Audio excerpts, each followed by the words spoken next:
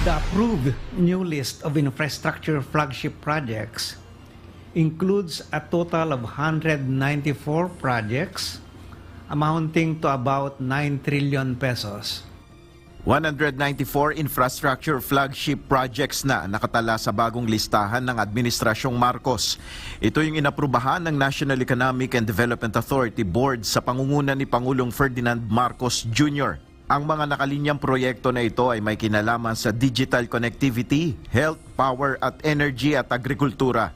Kabilang sa mga bagong proyekto ay ang Panay Railway Project, Mindanao Railway Project 3, North Long Haul Railway, San Mateo Railway, UPPGH Diliman Project, NAIA Rehabilitation Project, Ilocos Sur Trans-Basin Project at Metro Cebu Expressway. Inaasahan ng Marcos administration na lilikha ng mga trabaho ang mga naaprubahang proyekto ng NEDA. More importantly, those will generate job opportunities because, as I said, that will reduce the cost of doing business in the country, that will make our investment climate more attractive. Kaugnay ng naganap na NEDA board meeting, inaprubahan rin ng panukalang amyenda sa 2013 NEDA Joint Venture Guidelines.